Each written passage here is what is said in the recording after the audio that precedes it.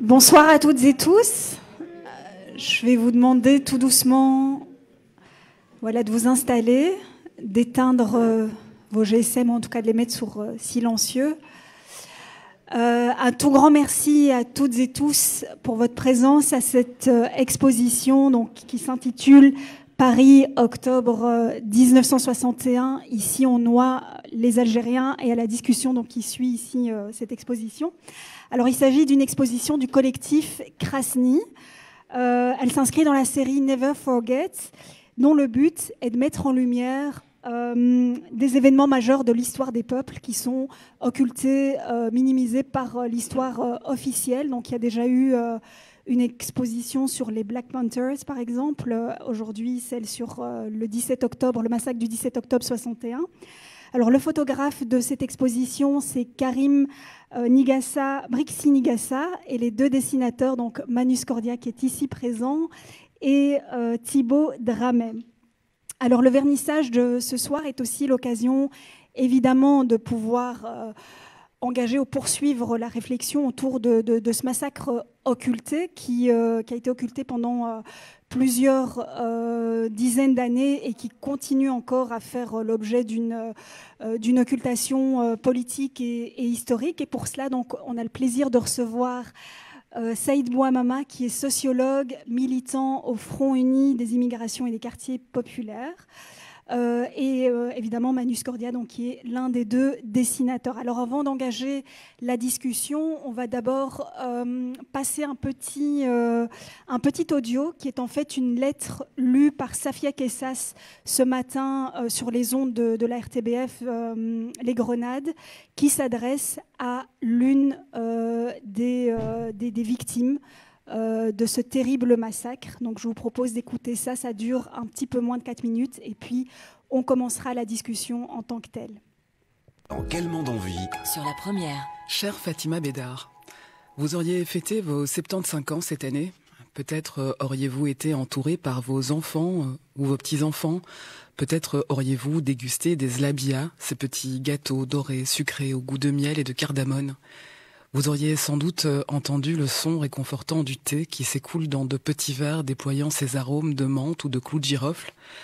Peut-être auriez-vous raconté à vos petits-enfants comment vous aviez réussi à braver l'interdit et à manifester fièrement pour l'indépendance du peuple algérien à Paris le 17 octobre 1961. Ce matin-là, chère Fatima, vous vous êtes peut-être réveillée un peu plus tôt que d'habitude. À la radio, le tube de Ray Charles vous a peut-être donné la niaque pendant que vous passiez votre brosse dans vos cheveux noirs, nouant machinalement deux tresses. Hit the road, Fatima, ce 17 octobre 1961, armée de votre petit cartable sur le dos, la jeune collégienne que vous êtes a mis ses plus beaux vêtements et défie ses parents qui vous dissuadent d'aller manifester. Des éclats de voix s'échangent peut-être autour de la table du petit déjeuner. Votre mère a justement prévu de se rendre avec son mari au CIN à la manifestation et souhaite donc que vous gardiez vos frères et sœurs ce soir-là. Vous ne dites plus rien et vous vous rendez au collège. Vous êtes décidé, vous irez, vous battrez le pavé, vous prendrez la route, comme la chanson de Ray Charles, qui vous trotte peut-être toujours dans la tête. Pourquoi devriez-vous avoir peur ? Vous êtes chez vous en France. Vos parents savent, eux, que tout le monde n'y a pas les mêmes droits. Ils savent qu'il y a les Français à part entière et les autres, les Français entièrement à part. C'est d'ailleurs tout le sens de cette manifestation parisienne pour l'indépendance de l'Algérie et contre le couvre-feu imposé par l'État français aux seuls Nord-Africains entre 20h30 et 6h du matin. Le soir venu, vos parents ne vous voient pas rentrer de l'école. Des voisins revenus du rassemblement, eux, parlent déjà d'exactions de la part de la police. Certains rentrent blessés, d'autres ont vu des morts. Pendant 2 semaines, 14 jours, 336 heures, d'angoisse, vos parents vous cherchent désespérément dans toute la région parisienne. C'est finalement le 31 octobre que votre corps, décomposé d'adolescente, coincé dans la turbine d'une écluse du canal Saint-Denis, est retrouvé avec votre petit cartable d'écolière sur le dos. Votre père est appelé par le commissariat pour aller vous identifier. Il vous reconnaît grâce à vos longs cheveux noirs et à vos nattes épaisses. La police de Maurice Papon n'a évidemment pas fait d'enquête et a conclu au suicide. Sans scrupule, pour les Français entièrement à part, quel cynisme. Fatima Bédard, 15 ans, fille d'un tirailleur algérien qui a risqué sa vie pendant la Seconde Guerre mondiale pour la France, est morte tuée par la France. Le Figaro, au lendemain de la manifestation, citant des chiffres de la préfecture de police, titra « 2 morts, 44 blessés graves, 7500 Nord-Africains arrêtés ». Il faudra attendre des décennies pour découvrir que vous faisiez partie des quelques 200 morts du massacre du 17 octobre 1961. On comptera aussi 2300 blessés, même si les chiffres sont difficiles à établir. Hit the road, chère Fatima, et en effet, vous n'êtes jamais revenu.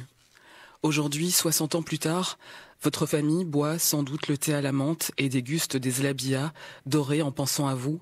Je crois qu'elle se fiche des propos récents incendiaires d'Emmanuel Macron sur l'histoire de la colonisation française.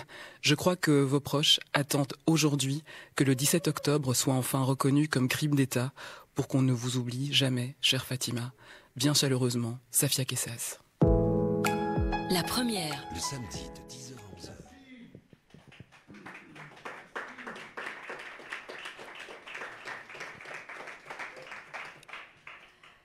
Alors, je vais commencer par Manu Scordia, donc l'un des dessinateurs de cette exposition.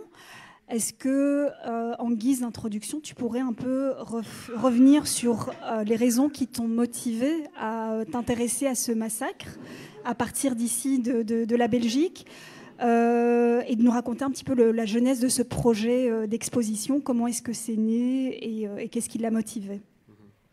Ok, bonjour à tous. Et d'abord, merci à tous d'être là. Merci à Saïd Bouamama et à Khadija Senadji d'avoir accepté notre invitation. Voilà, on est ici à ce troisième volet des expositions initiées par le collectif Krasny dans la série Never Forget. Donc effectivement, comme Khadija l'a dit, la démarche, c'est un petit peu effectivement de mettre en lumière à travers ce concept qui est toujours le même, un peu des photos du photographe Karim Brixi-Nigassa, des photos actuelles sur lesquelles en tant que dessinateur, on ressuscite les scènes d'époque et de cette manière, faire revivre des épisodes de l'histoire, mais cette fois-ci du point de vue des dominés et du point de vue des dominés, parce que l'histoire, comme chacun sait, est écrite par les vainqueurs et que du point de vue dominant, il y a des tas d'épisodes majeurs de l'histoire en fait qui sont absolument pas du tout enseignés et que personne, ou que très peu de gens, ou alors dans les milieux militants, etc., connaissent. Et donc dans cette optique-là, on a fait l'exposition Black Panthers Lives Matter en 2016, à l'occasion des 50 ans de la naissance du Black Panthers Party. Cette année-ci, on a fait l'exposition Vive la Commune, pour les 150 ans de la Commune de Paris. Et ici, c'est un épisode encore plus méconnu quelque part parce que la Commune de Paris, je veux dire, il y a quand même une certaine reconnaissance. Et puis les Black Panthers, les Black Panthers dans un certain milieu, on connaît quand même. Mais l'Octobre 61, c'est vraiment un épisode très méconnu de l'histoire des peuples et de l'histoire des répressions des peuples, de l'histoire des répressions coloniales, et on ne pouvait pas, ici à ces 60 ans, on ne pouvait pas passer à côté, quoi. C'est-à-dire que maintenant, à titre personnel, si tu me demandes pourquoi moi j'ai trouvé important de parler de ça, écoute. D'abord, j'ai un parcours. Il y a différentes raisons. J'ai un parcours militant qui fait que depuis plusieurs années, je suis actif sur les questions qui tournent autour du racisme d'État et des questions décoloniales. Et puis, par ailleurs, j'ai grandi dans un quartier à Couem, dans le Borinage, où il y a eu une certaine proportion de population issue de l'immigration algérienne et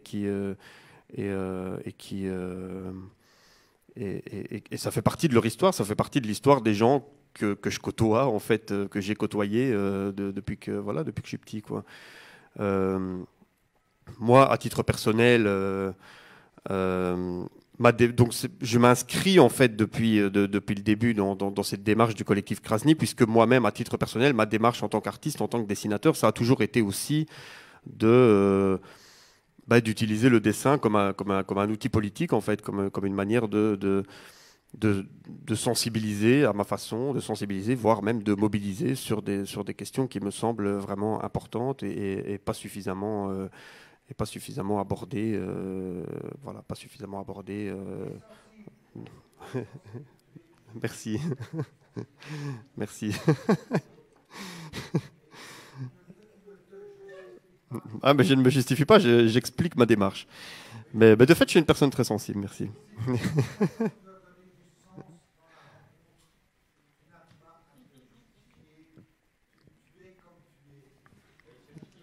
D'accord.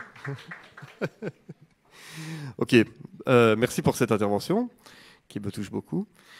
Je disais donc qu'à titre personnel, voilà, j'utilise le dessin comme un outil politique pour sensibiliser. Et moi personnellement, la thématique centrale dans mon travail, ça a toujours été celle du racisme d'État et du fait que le racisme n'est pas uniquement une question une question interpersonnelle ou interindividuelle de gens qui n'aiment pas les autres parce qu'ils sont étrangers, etc. Mais qui a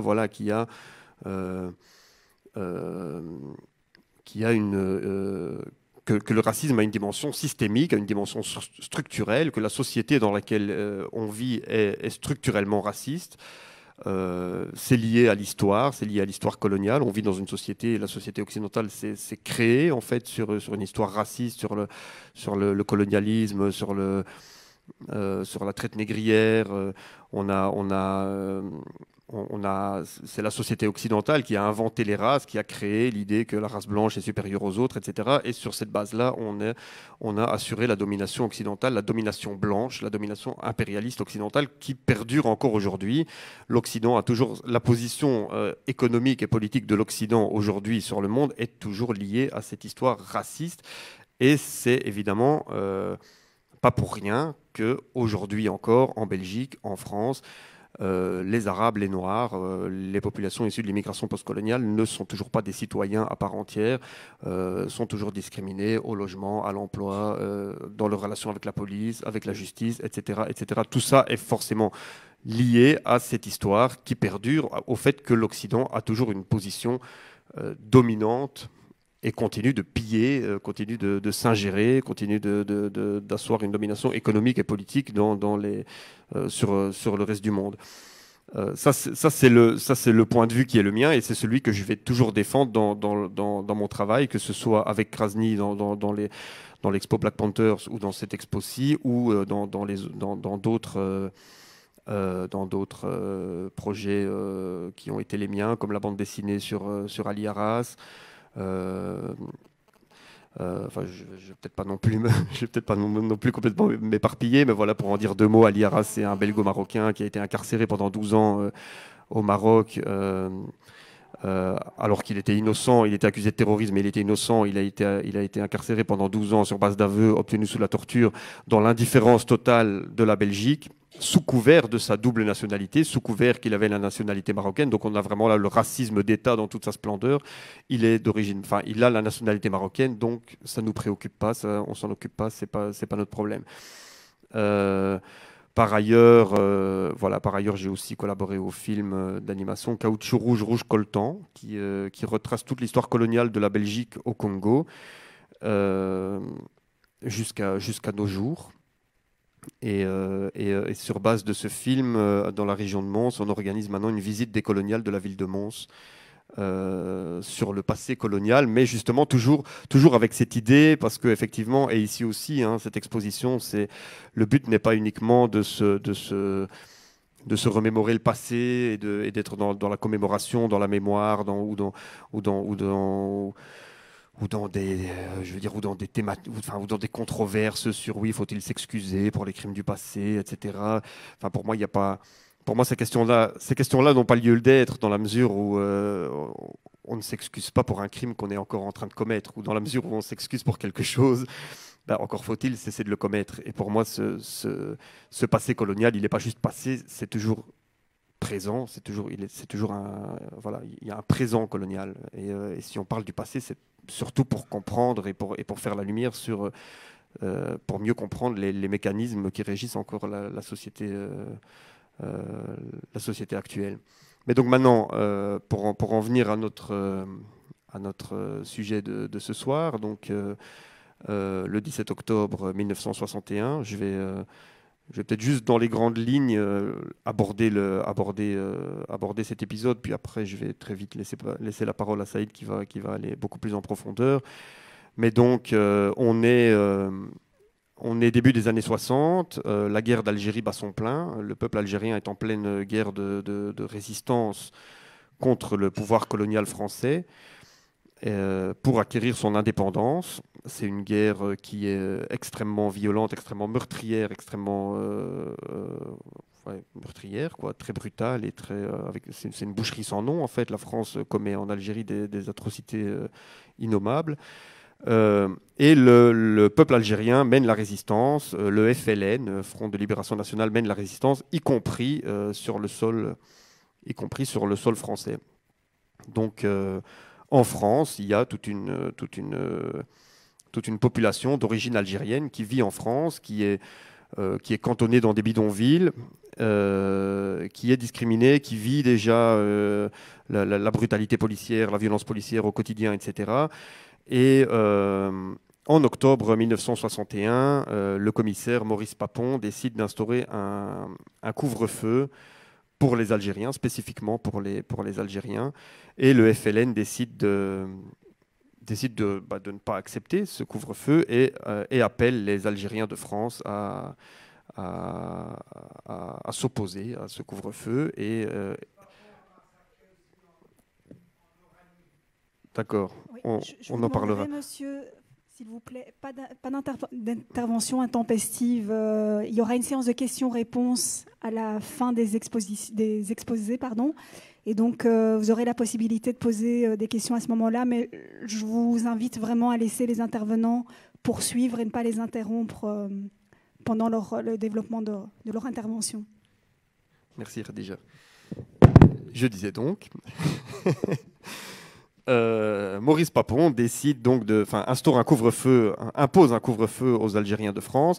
Le FLN refuse ce couvre-feu et appelle les Algériens à s'opposer à ce couvre-feu. Et donc les habitants des bidonvilles qui entourent Paris, donc les habitants algériens des bidonvilles qui entourent Paris vont marcher sur Paris pour s'opposer à ce couvre-feu. C'est une marche pacifique, les mots d'ordre sont clairs, pas de violence, on reste pacifique. Mais bien entendu, la police ne va pas l'entendre de cette oreille et très vite, la répression va avoir lieu et ça va être des dizaines de morts. La police française va donc faire des dizaines de morts parmi les manifestants. Et les corps seront jetés dans la Seine. Ça, c'est l'histoire très succincte du 17 octobre 1961. Et je vais maintenant laisser la parole à Saïd Bouamama qui va nous en dire beaucoup plus. Merci beaucoup. Oui, merci Manu. Et donc on aura l'occasion de revenir encore avec les questions. Merci beaucoup du coup pour cette introduction et la mise en contexte de l'exposition. Alors j'en viens maintenant à Saïd Bouamama. Donc toi tu as beaucoup écrit effectivement sur des questions comme l'anti-impérialisme, des questions liées à la question des colonisations, de la colonisation, etc. Donc ici on est vraiment en plein dedans. Et donc, ce qui serait intéressant pour nous, c'est de effectivement rebrosser un peu le contexte plus en détail de l'époque qui a permis ce massacre et qui a permis l'occultation aussi du massacre pendant plusieurs décennies. Et puis, qu'est-ce que ça nous enseigne surtout aujourd'hui dans nos contextes, ici et maintenant. Bien, d'abord, je tiens à saluer le fait qu'à Bruxelles, il y ait cette initiative, enfin à Saint-Gilles, mais il y ait cette initiative. Parce qu'après tout, on pourrait dire, ça se passe en France, en quoi ça nous concerne? En fait, ça nous concerne. Parce que le 17 octobre nous indique en réalité les effets sur les peuples des pays colonisateurs de la colonisation. Et en ce sens-là, même si c'est en France que ça s'est déroulé, des leçons sont à tirer dans l'ensemble des pays qui ont été colonisateurs. Prendre la mesure du 17 octobre 1961, c'est d'abord rappeler ses principales caractéristiques. Celles-ci suffisent à indiquer l'importance énorme du combat pour que ce massacre soit reconnu comme massacre d'État. Mais comme nous sommes en Belgique, eh bien, la même importance est à accorder au massacre que l'État belge a fait dans d'autres contrées, et en particulier au Congo. Rappelons ces caractéristiques. Je voudrais les résumer en 4 points. Un massacre d'État, non pas de plusieurs dizaines, mais de plusieurs centaines d'Algériens. C'est aujourd'hui documenté et prouvé. Des rafles massives au faciès, mobilisant les autobus de la RATP. Donc, tout le réseau d'autobus publics de Paris est mobilisé pour ces rafles au faciès. Plus de 13 000 personnes sont raflées. Une occultation massive gouvernementale, puisque officiellement, au lendemain du 17 octobre, on annonce 2 morts, simplement. Mais, et 4e élément, une occultation massive à gauche, après les premières déclarations dénonçant les violences policières de manière générale, le silence de plomb retombe jusqu'aux années 80 et 90, où il a fallu des militants, eux-mêmes issus de l'immigration, dont les parents étaient ceux qui avaient manifesté, pour que cette question revienne à l'ordre du jour. Ces 4 caractéristiques suffisent à faire du 17 octobre 61 un analyseur, non pas simplement de la violence de l'État français, non pas simplement de la décolonisation française, mais un analyseur des effets de la colonisation sur les pays qui ont été colonisateurs. Et c'est en ce sens qu'il faut comprendre l'importance des commémorations, parce que malheureusement, ça agit encore dans le présent. Je vous propose, pour explorer cette question, de rappeler le contexte, de rappeler l'avant 17 octobre 61, le pendant et l'après, avant d'en tirer quelques conclusions sur ce qui reste de cette séquence, jusqu'à aujourd'hui, dans le fonctionnement actuel de nos sociétés françaises, mais belges également, plus largement, de toutes les sociétés qui ont été colonisatrices. Alors le contexte. On est en 61. Nous sommes dans un contexte du passage du colonialisme au néocolonialisme. Pour bien saisir l'enjeu de cette période-là, il faut avoir en tête le séisme qu'a constitué la Seconde Guerre mondiale. Du côté des dominants comme des dominés, la Seconde Guerre mondiale, la victoire contre le nazisme, est venue bousculer l'ensemble des rapports de force. L'après-Seconde Guerre mondiale se caractérise par un réveil des peuples colonisés. Ces peuples n'ont bien entendu jamais cessé leur résistance, depuis la première capture d'esclaves jusqu'à aujourd'hui. Mais là, il a fallu une rencontre entre ces résistances et un nouveau contexte historique pour que s'accélère l'histoire. La Seconde Guerre mondiale ne crée donc pas la résistance contre l'esclavage et la colonisation, mais accélère l'offensive de ces résistances. Du côté des peuples colonisés, la Seconde Guerre mondiale, c'est la fin du mythe de l'invincibilité de l'homme blanc. C'est le déploiement par les puissances coloniales d'un discours en termes de lutte contre l'occupation. Ceux qui colonisaient viennent tenir le même discours contre Hitler que ce que reprochaient les militants indépendantistes. Donc on a un discours contre l'oppression, un discours sur la nécessité de la lutte de libération nationale, un discours sur le droit de prendre les armes contre l'occupant, un discours qui dénonce le racisme nazi, un discours contre la hiérarchisation de l'humanité en supérieur et inférieur. Les peuples colonisés entendent cela et se disent, mais ça nous concerne aussi, c'est exactement ce que nous subissons. Du côté des États colonisateurs, à part l'Angleterre, nous avons un affaiblissement de tous les États colonisateurs. Tout simplement parce que leurs classes dominantes ont massivement collaboré avec les nazis. Les classes dominantes de Belgique, de France, etc., ont collaboré avec les nazis. Du côté des rapports de force mondiaux, c'est le prestige d'abord pour l'URSS, qui a supporté le poids essentiel du combat anti-nazi, et pour les USA, qui n'ont pas connu la guerre sur leur propre territoire. Ces deux puissances, pour des raisons différentes, vont développer un discours anticolonial. L'URSS pour des raisons idéologiques liées à son discours sur la Révolution mondiale, et les USA, tout simplement parce qu'ils lorgnent vers les colonies de leurs concurrents, puisqu'ils n'ont pas eux-mêmes de colonies. Quelle va être la réaction des anciennes puissances coloniales? Rétablir à tout prix l'Empire. La préoccupation de De Gaulle en 1945, c'est de rétablir à tout prix l'Empire, quel que soit le coût, quelles que soient les méthodes. La conférence de Brazzaville en 1944 que réunit De Gaulle est très explicite là-dessus. La conclusion de cette conférence, qui est censée normalement apporter en quoi le combat anti-nazi va changer le rapport entre métropole et colonie, conclut au fait que l'idée d'une autonomie, je ne parle même pas d'indépendance, est inimaginable même à long terme. C'est la conclusion officielle.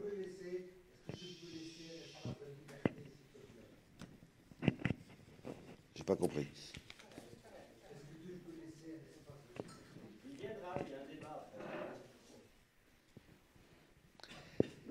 Les conséquences vont être très précises. Guerre du Vietnam pour la France, guerre d'Indonésie pour les Pays-Bas, massacre du 8 mai 1945, massacre de Madagascar, encore plus important que celui du 8 mai 1945, 100 000 morts dont on ne parle pas du tout. Autrement dit, quel que soit le prix, la préoccupation des anciennes puissances coloniales, c'est de rétablir leur empire. Ces violences massives, inouïes, sont d'autant plus fortes que les peuples colonisés accélèrent leur mobilisation pour leur indépendance. Proclamation des indépendances après le départ des troupes japonaises en Indonésie et au Vietnam, et guerre de reconquête française, mais surtout victoire des Vietnamiens à Dien Bien Phu, qui va être un espoir pour l'ensemble des peuples colonisés. On est en 1954. Immédiatement après surgit Bandung, les pays indépendants d'Asie se disant solidaires des pays encore colonisés, puis la nationalisation du canal de Suez en 1956, avec les armées françaises, anglaises et israéliennes qui vont agresser l'Égypte et vont être contraintes de se retirer.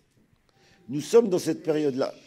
Monsieur, s'il vous plaît, un peu de respect pour les intervenants, s'il vous plaît, monsieur. Nous sommes dans cette période-là. Est-ce que tu peux laisser l'espace de liberté, s'il te plaît? Oui, mais là, tu es en train de la dose de liberté, d'accord? Nous, on a envie d'écouter. Est-ce que tu peux laisser l'espace de liberté, s'il te plaît? Nous sommes dans cette période-là, et ces dimensions-là sont essentielles pour comprendre pourquoi le 17 octobre 1961 n'est pas le fait d'un seul papon, n'est pas le résultat d'une non-préparation ou d'une surprise des forces de l'ordre par rapport à des violences des Algériens, mais le résultat d'un choix stratégique conscient. Dans ce contexte global, quelle va être la réaction spécifique du colonialisme français, qui est un des pays les plus décrédibilisés en 1945, puisque c'est un des pays dans lequel la classe dominante a le plus collaboré, je vous rappelle, plutôt Hitler que le Front populaire, c'est le slogan des entrepreneurs français en 1936, et qui ont donc collaboré entièrement avec les nazis. La première réaction, ça va être, après Dien Bien Phu, lâcher l'Asie pour garder l'Afrique. Et effectivement, les indépendances des pays asiatiques colonisés par la France vont être faits dans l'idée qu'au moins on va préserver notre empire africain. Puis, comme la dynamique indépendantiste se développe en Afrique, ça va être lâcher l'Afrique subsaharienne pour garder l'Algérie, en raison de deux éléments. D'abord, les nouvelles découvertes pétrolières dans le Sahara, et deuxièmement, et surtout, les essais nucléaires au sein du Sahara, qui sont pour De Gaulle un élément essentiel, parce que pour lui, si la France n'est pas une puissance nucléaire, eh bien, elle devient une puissance secondaire. Ça, c'est pour l'Algérie. Pour les autres pays, ben, c'est anticiper les indépendances pour les corseter. Autrement dit, on va accélérer l'idée d'indépendance, mais en mettant à la tête de ces indépendances des gens qu'on a choisis et en les corsetant dans des accords qui les amènent à avoir officiellement un drapeau et un hymne national, mais en réalité à être dépendants de Paris. Après 4 ans de guerre d'Algérie, force est de constater que cette stratégie n'est pas viable. On a beau abandonner l'Asie, on a beau abandonner l'Afrique subsaharienne, le peuple algérien ne cède pas. L'anéantissement militaire du FLN est impossible. Celui-ci est reconnu par l'immense majorité du peuple algérien. C'est ça le contexte du 17 octobre 61. Et de plus en plus, il est reconnu au niveau international. Des négociations s'ouvrent dès 1957 pour éviter de tout perdre et dans l'espoir de reproduire en Algérie le scénario rodé pour l'Afrique subsaharienne, autrement dit un scénario dans lequel on met un pouvoir fantoche qui accepte la dépendance vis-à-vis de l'ancienne puissance coloniale. Mais un tel scénario n'est possible qu'à 3 conditions. Première condition, affaiblir le FLN, d'où le paradoxe d'une accélération de la guerre au moment même où on commence les discussions, où on accepte l'idée d'indépendance. Deuxièmement, promouvoir une troisième force qui viendrait remplacer le FLN, une force qui n'est ni celle de l'État français, ni le FLN, et donc on met en avant plusieurs idées, une force qui serait modérée dans l'accès à l'indépendance, et tenter de l'imposer dans les négociations. Et puis, troisième condition, préserver l'essentiel, c'est-à-dire le Sahara, d'où le projet de l'époque. Jusqu'en 1959, on pense encore sérieusement à Paris, négocier une indépendance de l'Algérie sans le Sahara. Et on met en avant l'idée de produire un nouvel État, le Sahélistan, qui regrouperait, je vous le dis parce que ça a fait des échos par rapport à des enjeux d'aujourd'hui, qui regrouperait le nord du Mali et le sud algérien. Comment ne pas penser à cela quand on voit les stratégies aujourd'hui militaires françaises au Sahel? La conclusion que je tirerai de tout cela, c'est que le 17 octobre 1961 s'inscrit dans ce contexte global et ne peut pas être considéré comme un événement à part. Il n'est pas le résultat des actes du seul sinistre Papon, préfet de police, mais la conséquence délibérée d'une réelle politique visant à préserver les intérêts des grands groupes industriels et financiers français. Seconde dimension de mon exposé, on en était où avant le 17 octobre? Le contexte général décrit ci-dessus fait de l'immigration algérienne un enjeu de taille pour au moins 3 raisons. D'abord, du fait de son nombre. Le capitalisme français a eu besoin d'un appel massif à l'immigration algérienne. Ensuite, de par son soutien massif à l'idée d'indépendance et au FLN. Près de 70% du financement du Front de libération nationale vient des cotisations de manœuvres, d'OS, de gens qui touchaient des salaires de misère, mais qui se sont sacrifiés sur cette idée d'indépendance. Enfin, troisièmement, la participation de cette immigration à la lutte armée, ce que tu as souligné tout à l'heure, il y avait un front ici en France, j'y reviendrai juste après. Depuis 1958, pardon ? Ouais, pas de lutte armée, il y avait des soutiens. Mais depuis 1958, le FLN avait en effet décidé d'ouvrir un second front en France pour soulager les maquis en Algérie, avec l'objectif de maintenir le maximum de militaires français dans la métropole, parce que ces militaires envoyés en Algérie, c'était des dizaines, des centaines, des milliers de morts. Au moment où De Gaulle veut arriver aux négociations en situation de force, il lui faut mater les immigrés algériens. S'il veut s'asseoir à la même table de négociation que le FLN, il veut y arriver en situation de rapport de force. Les années qui précèdent le 17 octobre 61, et plus particulièrement les derniers mois, se caractérisent en France par la banalisation des contrôles aux faciès, par la massification des violences policières contre les Algériens, par la multiplication des arrestations arbitraires de militants indépendantistes, par la torture dans les commissariats de police. Les statistiques officielles de la préfecture de police, j'ai pris que celle-là. On aurait pu prendre celles des hôpitaux, qui sont encore plus importantes. Donc j'ai pris celles les plus basses de la préfecture de police, indiquent par exemple, pour l'année 61, je m'arrête à celle-là, 16 morts algériens en janvier, 16 en février, 18 en mars, 25 en avril, 20 en mai, 41 en septembre. Et là, nous ne parlons que des militants. C'est dans ce contexte que le préfet Papon décide d'imposer le couvre-feu raciste. Il est raciste parce qu'il ne s'impose qu'aux Algériens.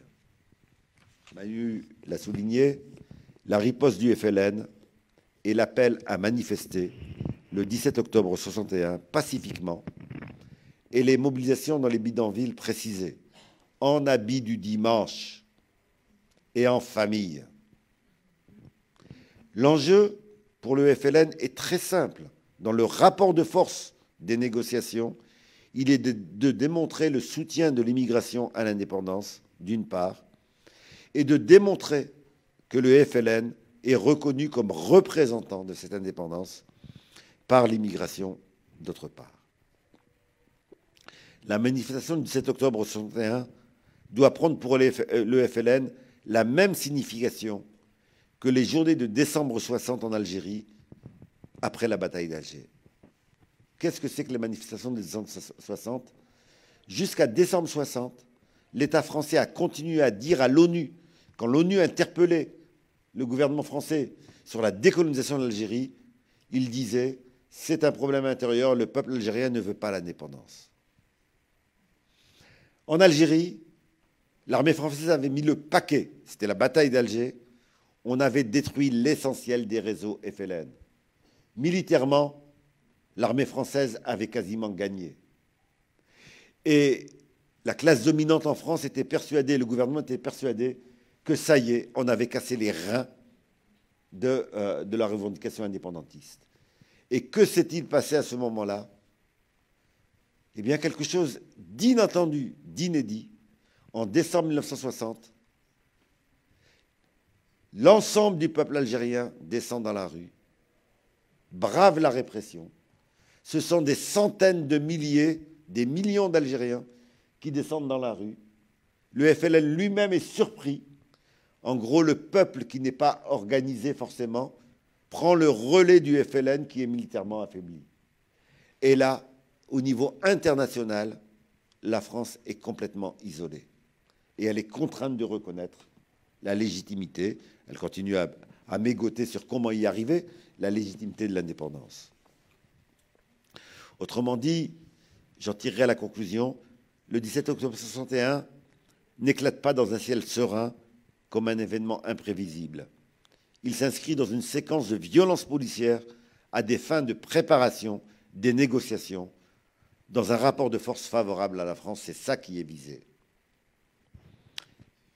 Abordons maintenant la question de la journée en tant que telle, le 17 octobre 61.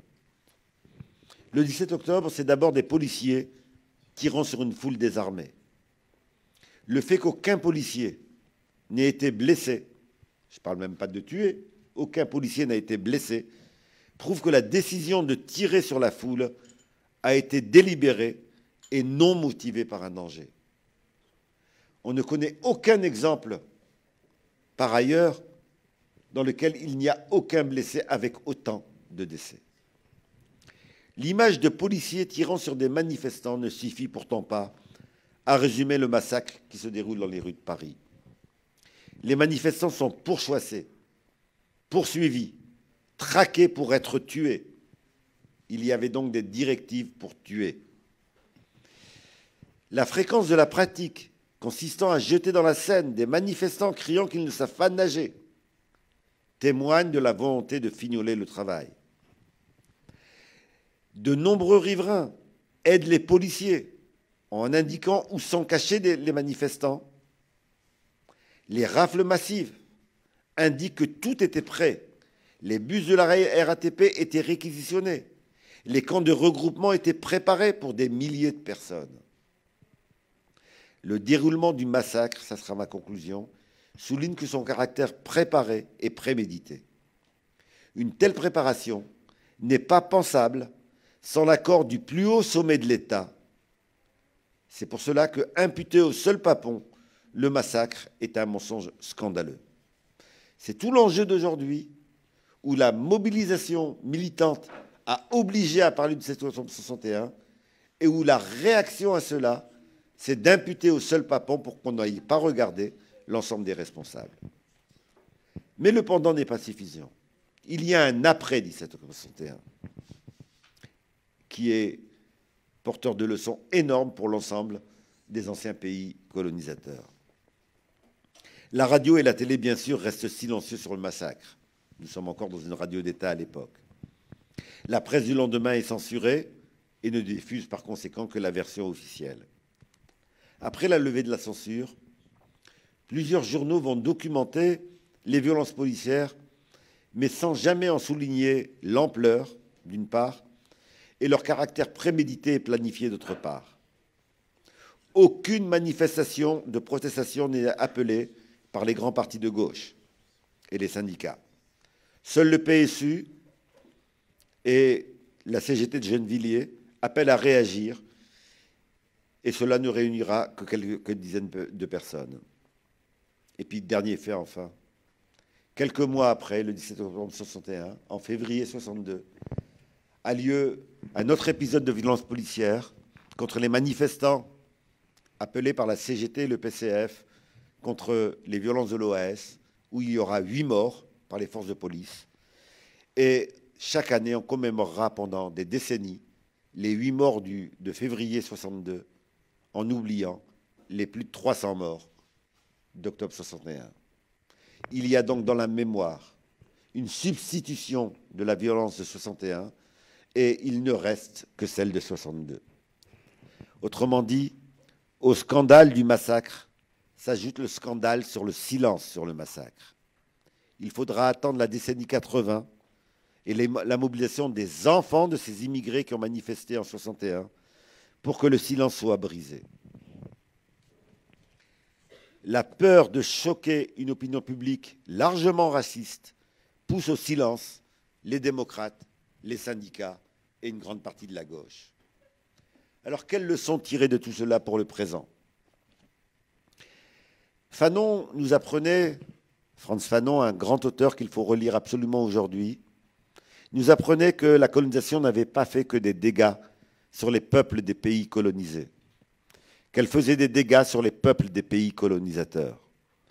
Autrement dit, pour justifier la colonisation et l'esclavage avant elle, pour l'autoriser, il faut diffuser un sentiment d'infériorité chez les peuples des pays esclavagisés ou colonisés, et surtout un sentiment de supériorité auprès des peuples des pays colonisateurs. Ce sentiment de supériorité, diffusé pendant près de 4 siècles, a produit l'idée que l'autre n'est pas un humain comme moi. Et il y a donc des racines profondes au racisme de nos sociétés qui sont des héritages historiques et non pas des traits de l'être humain. La montée du racisme contemporain indique que l'on ne parle pas simplement du passé, mais également du présent. Agir pour que la lumière soit faite sur le crime d'État souligne tout simplement que nous sommes conscients aujourd'hui des racines du racisme contemporain. Ça n'est pas une question du passé, mais une nécessité du présent. Merci.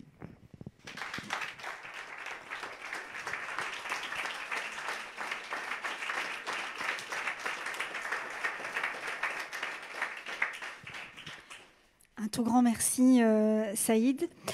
Alors, avant de donner la parole à proprement parler à l'auditoire, je vais me permettre peut-être de revenir sur certains éléments de ton intervention pour approfondir certains points. Donc, on a bien compris effectivement qu'au-delà de la figure de Maurice Papon, qu'il est facile d'imputer, vu son passé vichiste, son passé colonial en France, c'était le coupable tout trouvé finalement, mais que, vu l'ampleur du massacre, vu le silence qui l'entourait pendant si longtemps, il était impossible que le sommet de l'État lui-même ne soit pas effectivement impliqué.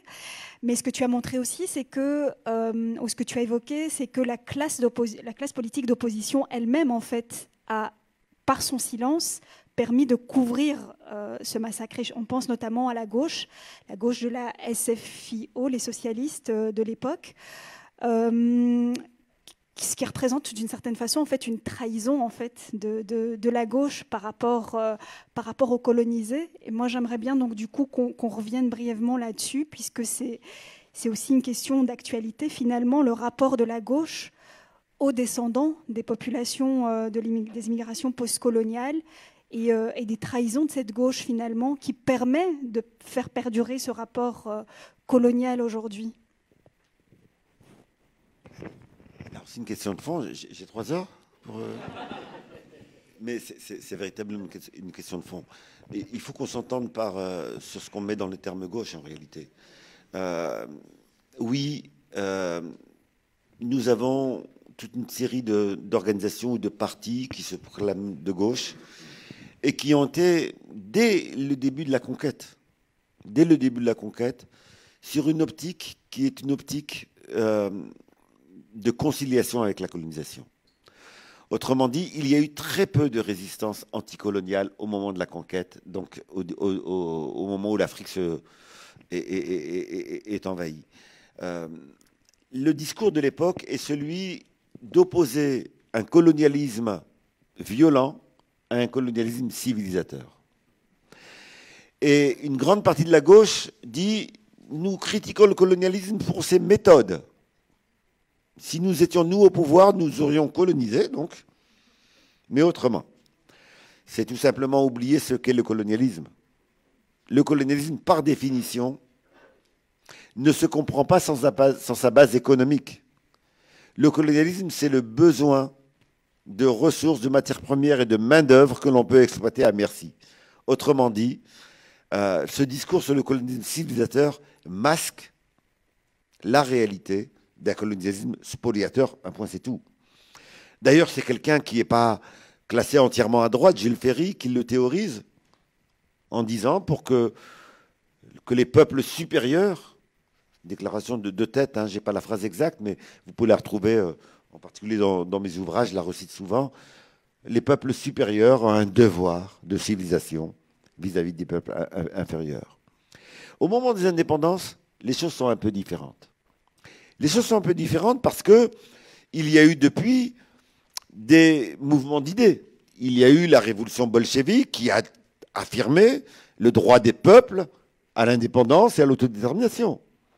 Il y a eu les mouvements de libération nationale qui ont affirmé cela, etc. Donc la gauche ne peut plus dire exactement la même chose. En réalité, une grande partie des positions de la gauche sont fonction de leur électoralisme. Pour être élu, on est prêt à n'importe quoi. Et ça, c'est un des drames qui dure jusqu'à aujourd'hui. C'est un des drames qui dure jusqu'à aujourd'hui. Comment être élu dans les années 60 avec des peuples qui ont été modelés, formatés par le discours raciste, colonial, etc. Plutôt que de s'opposer à ce discours raciste et colonial, on va bien entendu non pas approuver la répression, mais on va se taire. Position de soi-disant juste milieu.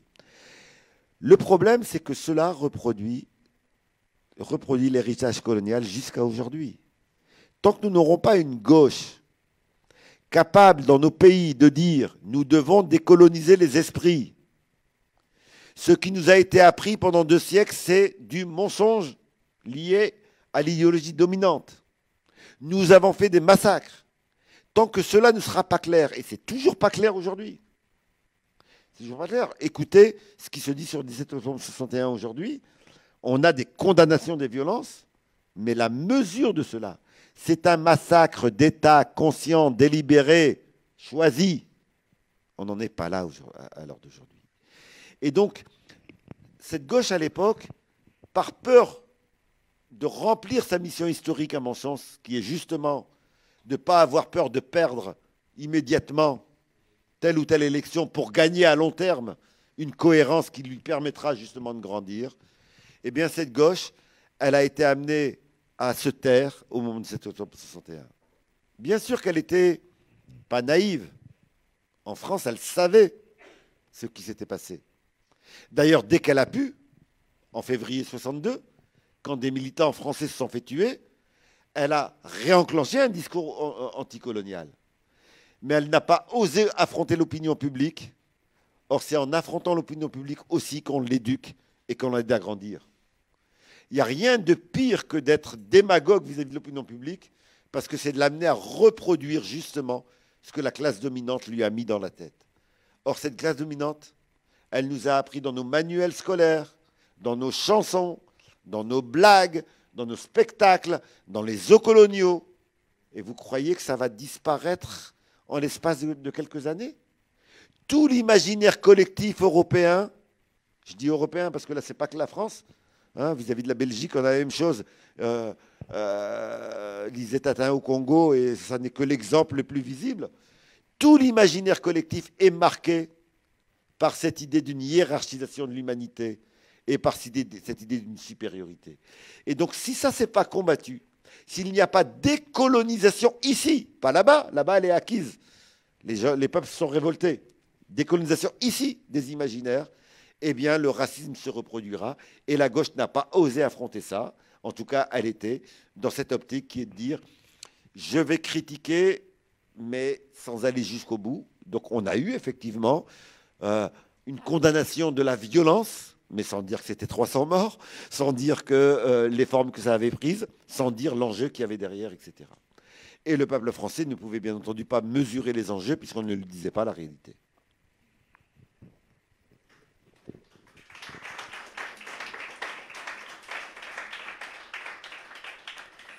Je vais me permettre de poser encore l'une ou l'autre question. Donc, il y a la question effectivement de la gauche, il y a la question de cet imaginaire colonial racial finalement qui imprègne un peu l'ensemble des sociétés colonisatrices et qui crée une forme d'insensibilité finalement au sort des colonisés, voire même des pratiques en fait de collaboration active, de délation, etc., comme on l'a vu en octobre 61, mais comme on l'a vu aussi lors de d'autres épisodes.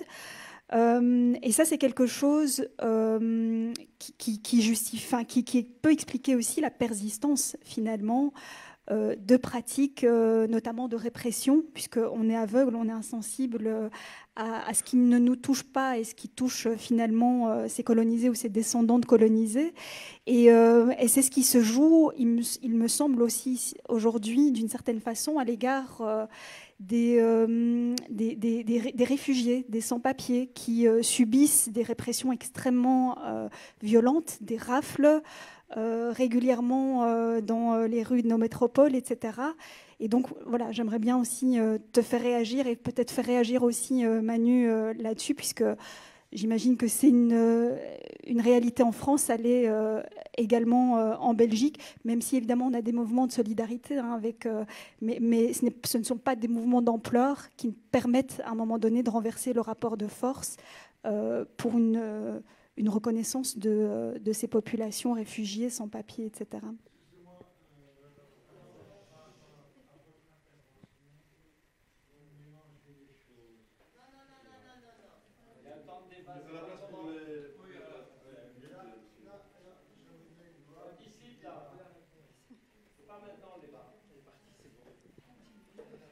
Voilà.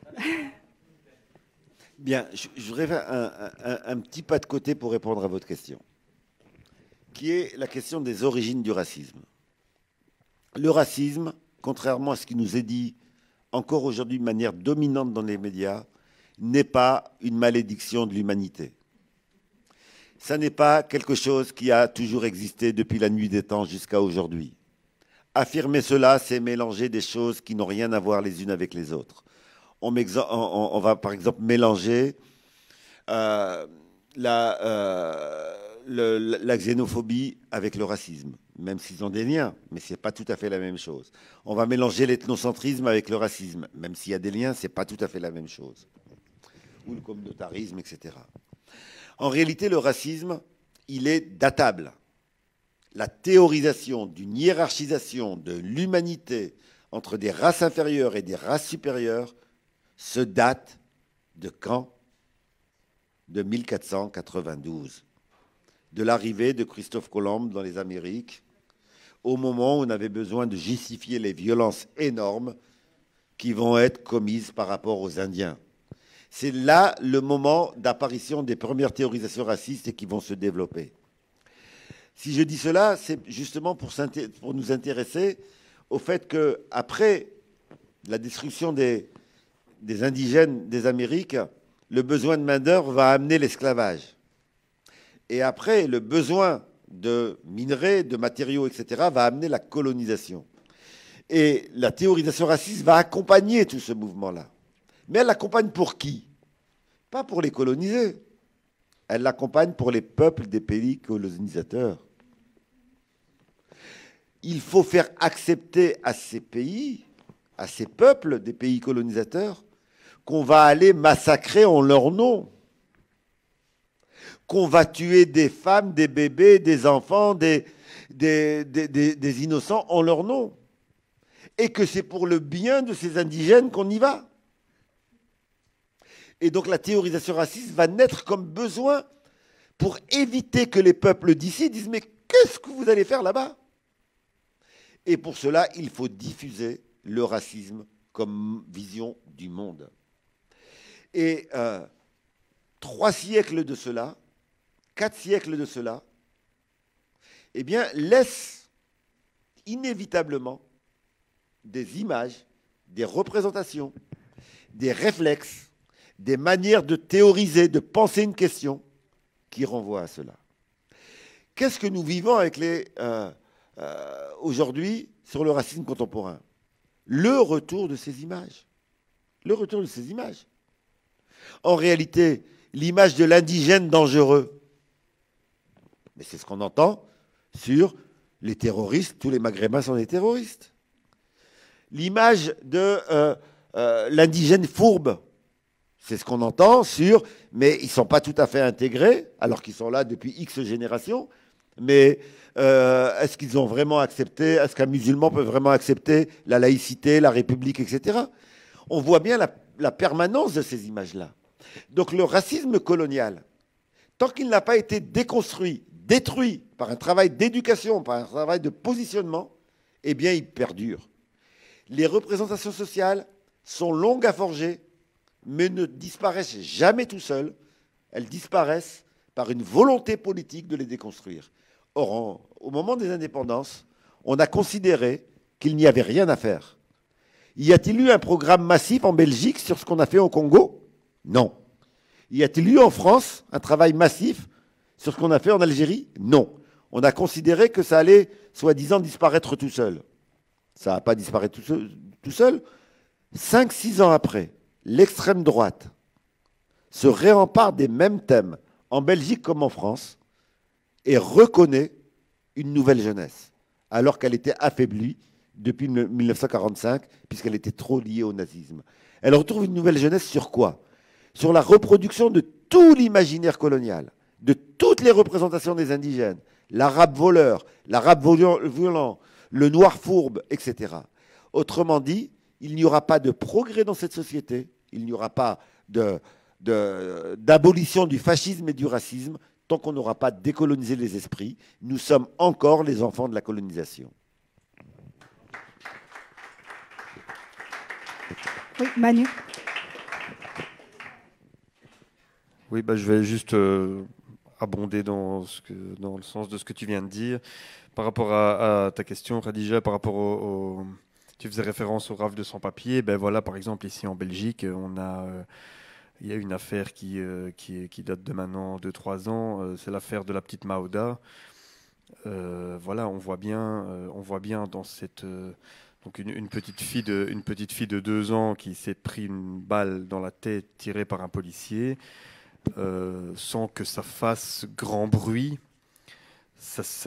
Pour moi, c'est vraiment la démonstration flagrante qu'il y a des catégories de la population qui n'appartiennent pas à la même humanité, en tout cas. Je veux dire, ou le simple fait que aujourd'hui encore, enfin aujourd'hui à l'heure où on parle, des milliers de gens se noient dans la Méditerranée, dans l'indifférence la plus totale, et qu'on les laisse se noyer, et qu'on même on les empêche on empêche même, on criminalise même ceux qui tentent de les sauver. On voit bien là qu'il y a deux humanités différentes, ou qu'il y a des gens qui n'appartiennent pas à la même humanité.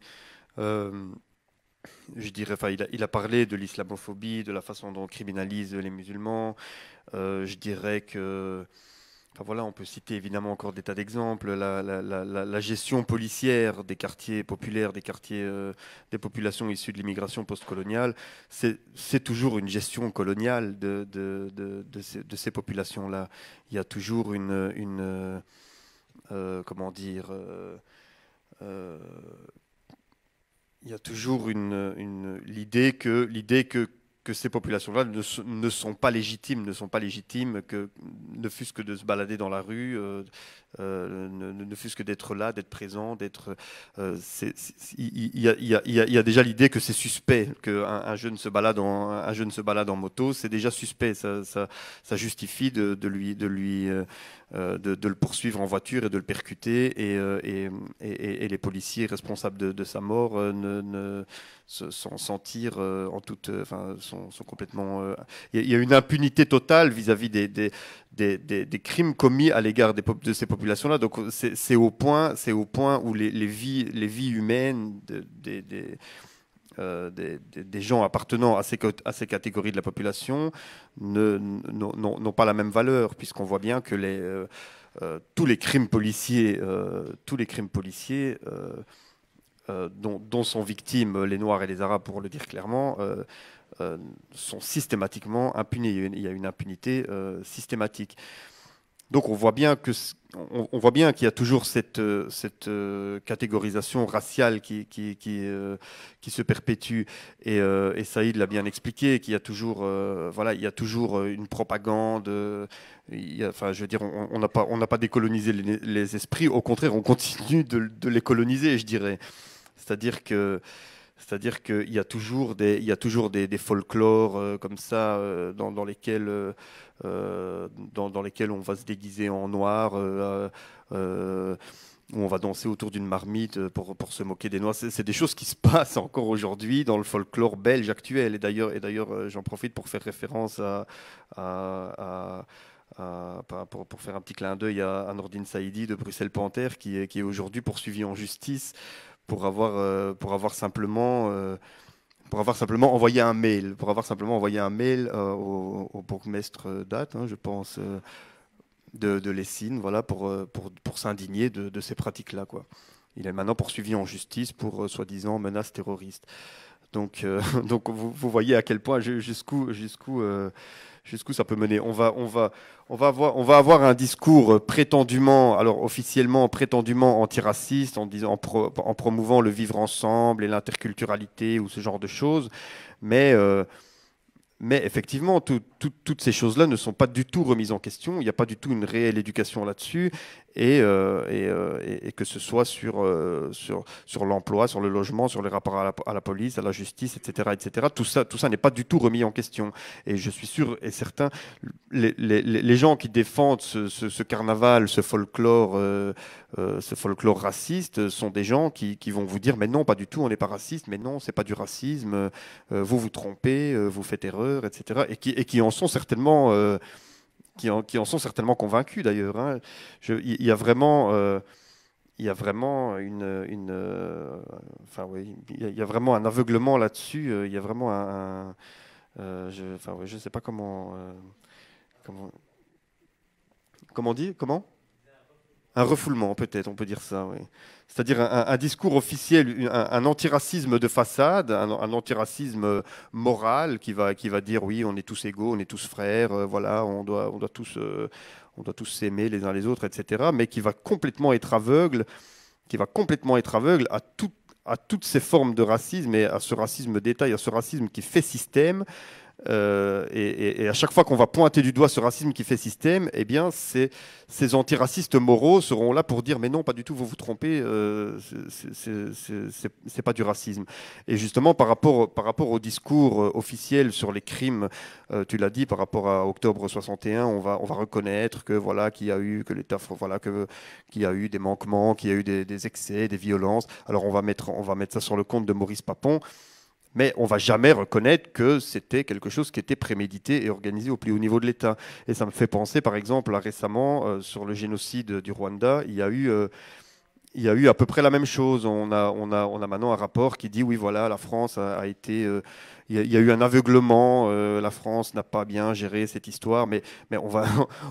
Et alors Emmanuel Macron salue une avancée dans la compréhension du rôle de la France. Mais on ne va jamais remettre en question le fait que la France a été proactive dans ce génocide. Ça ne relève pas juste d'un aveuglement. On va à demi-mot reconnaître que oui, c'était pas bien, effectivement, mais on va jamais reconnaître qu'on est responsable de A jusqu'à Z, en fait. Enfin, voilà. Je vais juste rajouter une petite chose. Tu as prononcé le mot de refoulement. Personnellement, je ne crois vraiment pas que c'est un refoulement. Parce que ce n'est pas simplement le fait qu'on n'arrive pas à en parler ou que c'est difficile d'en parler ou qu'on a un problème psychologique pour en parler. C'est qu'il y a des enjeux économiques contemporains qui font qu'on a besoin de reproduire cette vision hiérarchisée de l'humanité. Comment justifier auprès des peuples de l'Union européenne, cette fois-ci, ce n'est pas que la France, qu'on impose les accords de partenariat économique avec l'Afrique qui obligent à ce que 80% du commerce, de la production, soit sans aucun droit de douane. C'est-à-dire comment expliquer que c'est normal que la multinationale de l'agro-agriculture ici va envoyer ses poulets surgelés pour ruiner le petit paysan malien qui produit 40 poulets sur le marché. Parce qu'aujourd'hui, la situation est celle-là. Cette situation est celle-là, c'est que les poulets surgelés et à hormones ici, coûte 3 fois moins cher que le poulet produit par le petit paysan malien. Et je le dis pour le poulet, vous pouvez le dire pour le riz, vous pouvez le dire pour toutes les productions. Et donc il y a besoin pour justifier cela. Comment justifier que nos armées soient aussi présentes au Sahel?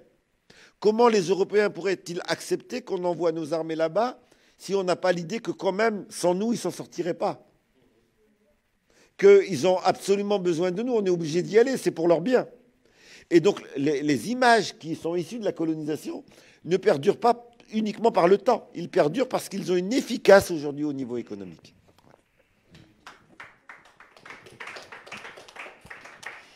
Oui, tout à fait. Et merci Manu du coup d'avoir abordé la question du procès Nordine, puisque effectivement c'est important de sortir aussi de l'ornière de l'insensibilité, ce type de pratique de criminalisation en fait de militants antiracistes et d'être solidaire de Nordine et voilà, dans le cadre de son procès, de pouvoir le médiatiser. Tu as parlé de Maouda aussi. Maouda n'est pas un cas particulier, parce que c'est vrai que Maouda, à travers Maouda, on a pu assister quand même à une indignation morale, affective, parce que c'est une petite fille, c'est une enfant à laquelle on peut s'identifier. Mais Maouda n'est pas un cas isolé, en fait. Il y a véritablement un dispositif qui est celui des opérations Médusa et des Maouda plus âgés, ou peut-être même du même âge. Il y en a eu sans doute des dizaines, voire des centaines d'autres, morts le long des autoroutes, dans des camions frigorifiques qui tentent de passer la Manche vers l'Angleterre. Et donc c'est important aussi de rappeler la dimension systémique et de dispositif d'État qui est derrière ces morts-là, et pour lesquels il y a une occultation complète, totale, puisqu'on ne sait pas, quand ces gens meurent, on n'en a aucune information, on ne sait pas qui sont ces gens, ils meurent dans l'indifférence totale et complète. Et donc c'est pour ça que je posais aussi la question des réfugiés et des sans-papiers, parce que pour moi c'est vraiment un cas qui m'évoque en fait les logiques sous-jacentes à octobre 61 aujourd'hui. Pour en terminer avec les questions, il y a tous les enjeux mémoriels, effectivement, spécifiquement avec Macron aujourd'hui, donc qui est un peu dans un jeu ambigu où à la fois il accuse le pouvoir algérien d'entretenir une forme de rente par rapport au passé colonial en Algérie, et puis qui, d'un autre côté, s'engage dans un travail de reconstitution historique en commandant un rapport à Benjamin Stora, en faisant des déclarations tantôt pour les harkis aujourd'hui. Je pense, je n'ai pas suivi, mais je pense que c'était prévu aujourd'hui aussi par rapport à octobre 61 des commémorations. Donc il y a cet enjeu mémoriel de reconnaissance de crimes d'État, donc peut-être revenir là-dessus, et puis poser la question plus spécifiquement de qu'est-ce qui serait une politique de réparation qui serait juste et qui serait digne de l'enjeu en fait, et à la hauteur du crime commis. Je sais que on ne pourra pas ressusciter évidemment les morts et tous les torts matériels qui ont été commis tout au long de la période de la colonisation, mais en tout cas, est-ce qu'on peut penser aujourd'hui des politiques de réparation de la part des anciennes puissances colonisatrices? Et ça se pose évidemment, la question se pose pour la France, elle se pose aujourd'hui également pour la Belgique à l'égard de ces anciennes colonies et plus spécifiquement du Congo qui a également payé un très lourd tribut en matière de pertes humaines. Alors là, vous posez vraiment des questions de fond.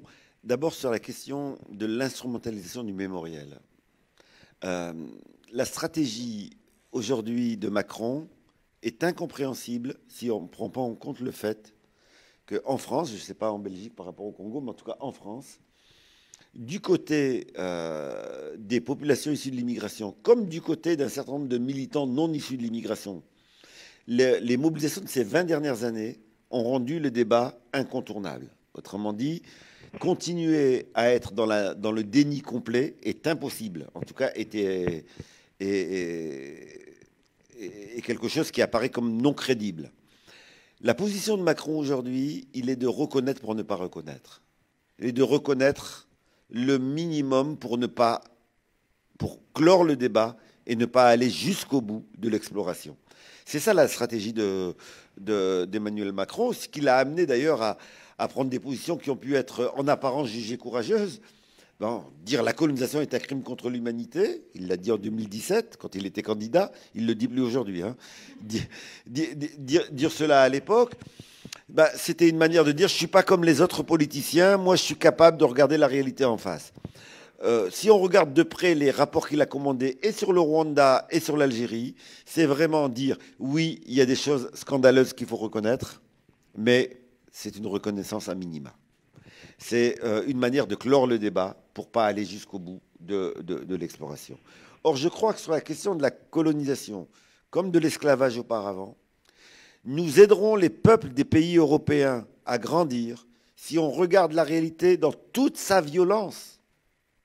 Si on veut ne plus le reproduire à l'avenir, si l'on veut qu'il y ait une véritable rupture avec ces dimensions-là, il faut la regarder dans toute sa violence. Après tout, pour le nazisme, et j'en suis content, on a regardé la violence dans toute son horreur.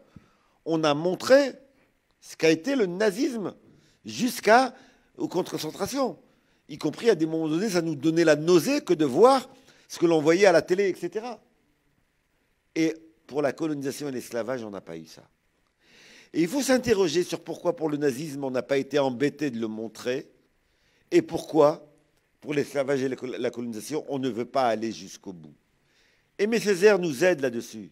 Ce grand poète anticolonialiste nous disait, vous savez, est-ce que le nazisme aurait pu prendre ces formes-là si les méthodes qu'il a utilisées n'avaient pas été utilisées auparavant sur les Noirs, sur les non-blancs.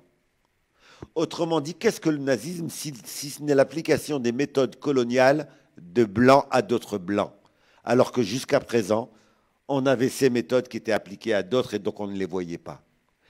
Et donc, sur cette question-là, voilà pour la dimension mémorielle. Sur la question des réparations, ce qui est assez extraordinaire, c'est que cette question est posée partout dans le monde aujourd'hui. La semaine dernière, la Commission des droits de l'homme de l'Organisation des Nations Unies a adopté une résolution sur la nécessité de la réparation des dégâts de l'esclavage et de la colonisation, qui a été adoptée à la quasi-unanimité des pays qui étaient du tiers-monde et avec l'abstention de tous les pays européens. C'est quand même quelque chose de significatif. Et sur la question de la possibilité de la réparation, là aussi, le double standard est à repérer. Qu'a-t-on fait en 1945 après la défaite du nazisme? A-t-on considéré que l'Allemagne n'avait pas à réparer les dégâts qu'elle avait faits? Le tribunal de Nuremberg condamne l'Allemagne à des réparations. Et l'Allemagne, pendant des années, paye la Pologne, paye l'Union soviétique. Et elle le paye tout simplement parce que ça détruit des vies, des infrastructures industrielles, des possibilités de rebondir, etc. Alors, ça c'est l'Allemagne nazie, 6 ans de guerre. La colonisation, 130 ans, 140 ans, 150 ans. L'esclavage, 400 ans, 500 ans.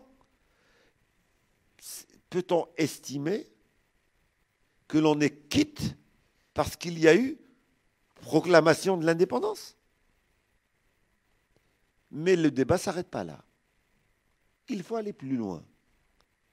Sur quelle base se sont développés les pays occidentaux? À partir de quels capitaux? À partir de quelle richesse a-t-on connu ce que l'on appelle le miracle industriel, la révolution industrielle, le boom industriel? Y a-t-il un gène occidental ou blanc d'intelligence qui les aurait amenés à cela? Ou y a-t-il des explications plus prosaïques? Le développement ici a été rendu possible par le sous-développement là-bas. Le développement ici a été rendu possible par la misère là-bas. Le développement ici a été rendu possible par les transferts de richesses, de capitaux qui ont été pris là-bas. Si tel est le cas, eh bien la question des réparations ne se pose pas. Comment faire? On peut ouvrir le débat. Je n'ai pas toutes les solutions. Mais le débat, on n'en est même pas là. Ce n'est pas comment on va faire, etc. Le débat, c'est... Non, le débat, c'est... Il n'y a même pas acceptation du principe de réparation. C'est dire l'importance aujourd'hui des débats comme ce soir. Le 1761 repose sur ces débats-là. Ce n'est pas simplement de se souvenir. C'est de se poser la question de comment on dépasse cela. Et on dépasse cela aussi par les réparations.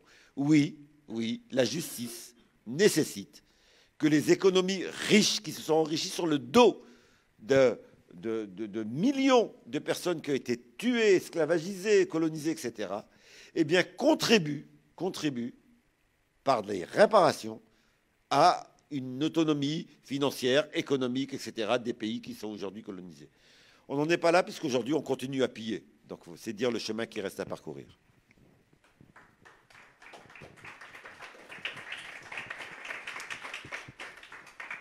Okay. Mais je propose alors du coup de passer la parole à la salle. Donc si il y a des demandes d'intervention, il y a un micro ici qui va circuler. Je pense qu'il faut plus... Voilà. Je pense qu'il faut plutôt se mettre ici pour des raisons de sonorisation. Donc, oui, il y a une demande là. Merci à tous les trois. Je dois me mettre quelque part merci à tous les trois du coup pour l'intervention et merci Manu pour ta contribution à l'exposition. Mais je vais juste revenir simplement sur le terme de refoulement parce que c'est moi qui l'ai amené là tout de suite.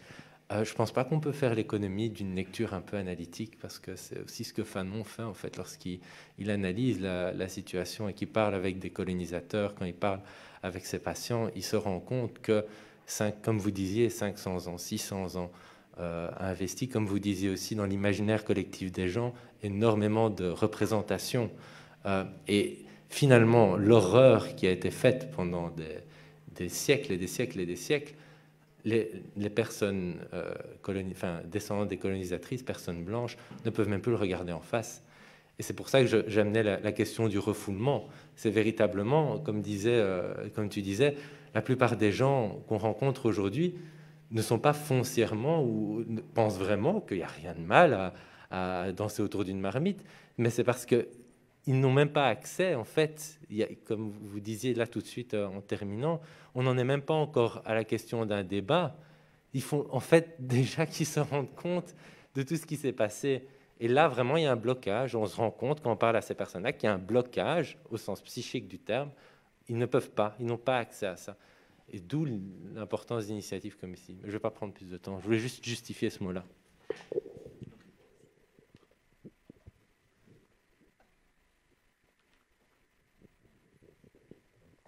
Si vous voulez réagir, n'hésitez pas. Moi, en fait, il y a des dates en fait, dans tout ça qui m'interpellent beaucoup. Par rapport à... Parce que je sais que, par exemple, les folklores racistes, dans un premier temps, c'était plutôt le fait de la bourgeoisie.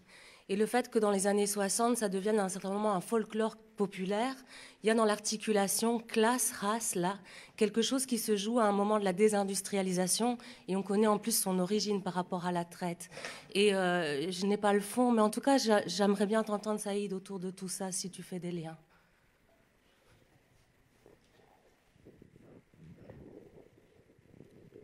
Comment est-ce qu'on procède? Est-ce qu'on prend plusieurs questions? D'accord. Oui. Il faut venir jusqu'ici.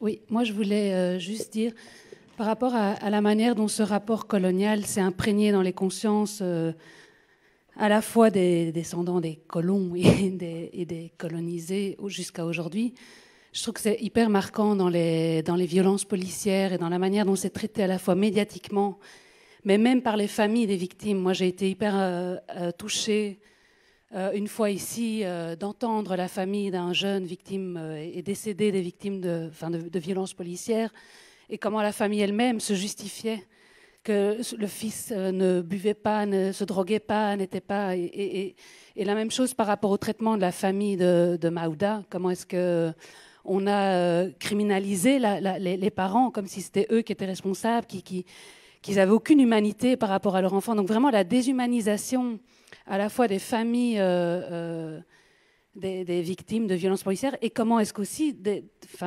comment est-ce qu'elles ont aussi... comment est-ce qu'il y a l'incorporation aussi de cette infériorité. Voilà, moi, ça m'avait vraiment...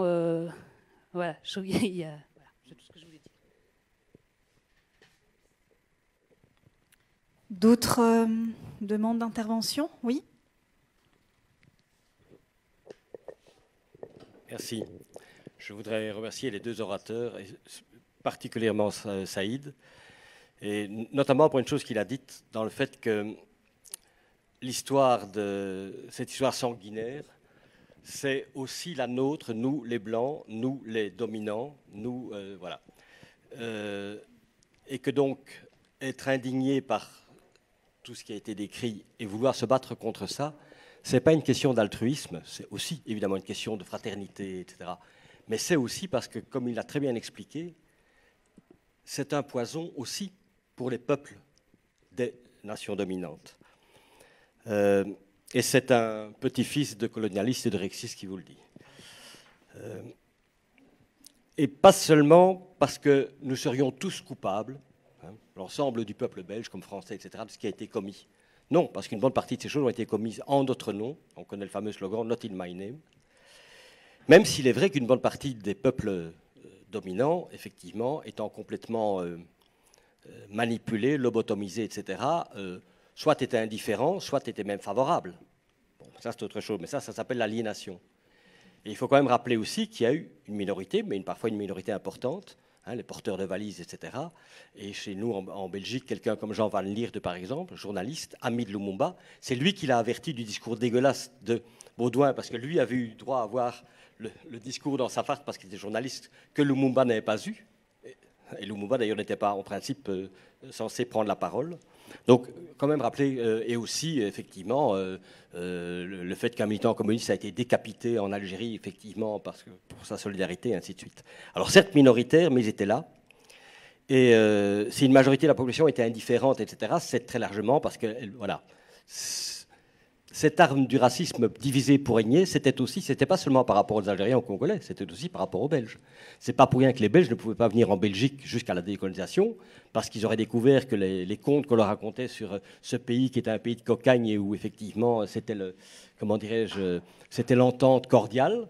Ben, effectivement, on comprend qu'il ne fallait pas qu'ils viennent en Belgique, puisqu'il y avait quand même eu l'affaire royale où on a tiré sur des travailleurs en Belgique en 60, etc. Et donc ces histoires sont très proches. Tu as fait des parallélismes, mais il y a d'autres parallélismes qu'on pourrait faire. C'est qu'à peu près au même moment où les massacres commencent au Congo, il y a l'affaire royale et où effectivement on tire sur les travailleurs belges, mais aussi on assassine une des figures de proue du Parti communiste belge, parce qu'il a osé créer, parce qu'on lui attribue d'avoir créé Vive la République. Et donc, pour conclure, ce que je voudrais dire, c'est que c'est aussi notre histoire, parce que les maîtres, entre guillemets, qui ont organisé ces choses abominables, ce sont aussi nos maîtres. Et que donc, comme tu l'as très bien dit, on a été empoisonné pendant des dizaines d'années, pendant des siècles, si on remonte effectivement à la soi-disant découverte de l'Amérique et puis tout ce qui s'en est suivi, l'esclavagisme, etc. Et donc, voilà, je pense que... Alors, juste encore un point sur les Noireaux, je rappelle aussi que dans cette tradition de carnaval, il y a aussi le carnaval d'Alost, où récemment, il y a eu un scandale parce qu'il y avait un char où on représentait effectivement des juifs, mais vraiment de manière... On aurait vraiment cru voir des caricatures du Beobachter, le grand journal nazi, avec les papillotes, le cafetan, les chapeaux, etc. Et évidemment, et encore une fois, de bonne foi, une série de gens qui organisent ça ont dit oui, mais non, c'est pas du racisme, c'est la tradition, c'est la culture. Oui, effectivement, c'est la tradition et c'est la culture, effectivement. Mais quelle culture, voilà. Ça n'a plus rien de raciste. Les slogans, effectivement, les chansons dans les copes sur si tu es un juif, saute, etc., c'est des choses qui se passent encore en même temps. Mais comme l'a très bien rappelé Saïd aussi, c'est qu'effectivement, comme l'avait dit Césaire, le vrai crime d'Hitler, c'est pas d'avoir assassiné en masse comme il l'a fait, c'est d'avoir fait par rapport à des Blancs. En fait, c'est ça le problème. Et donc, vraiment, pour en finir... je rappelle simplement ce que disait Karl Marx, et lui parlait de l'Irlande, lui, allemand ayant dû exiler en Grande-Bretagne, qui expliquait, parlant de l'Irlande, un peuple qui en opprime un autre ne sera jamais libre. Donc c'est pour ça, alors bien sûr c'est d'abord le combat des dominés, mais c'est aussi le nôtre. Oui. Commencer à répondre parce que...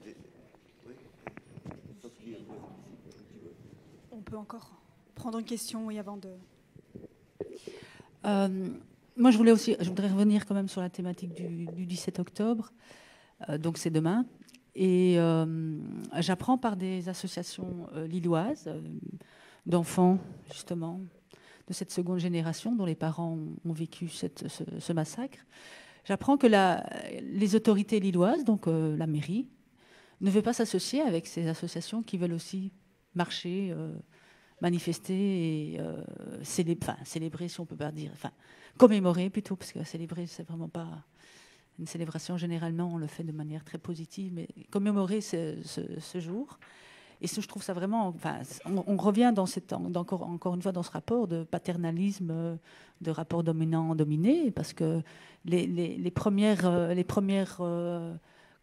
concernés, même si ce sont avec leur famille, on ne s'associe pas, on ne collabore pas. Je trouve ça encore assez... Quand je l'ai appris, je trouvais ça assez scandaleux. Aujourd'hui, pour les 60 ans, donc là, je ne sais pas ce que va faire le président, en tout cas Macron. Est-ce qu'il va faire un geste fort ou pas? On verra. Mais en tout cas, tout est encore une fois stratégie politique. Et là, c'est encore... là, on va encore revenir avec ce que tu disais, Saïd. On n'a pas encore, ils n'ont pas encore assimilé, ils ne veulent pas encore reconnaître ce que c'est, parce que c'est quand même intolérable qu'ils ne puissent pas encore s'associer avec les familles concernées. Et bon, ici, c'est en France, mais ici, par exemple, aujourd'hui, cette année, je ne sais pas si tu es au courant, mais c'est aussi les 40 ans de la loi Moureau, que vous connaissez tous. Hein. C'est quand même cette loi qui permet de porter plainte contre toute discrimination.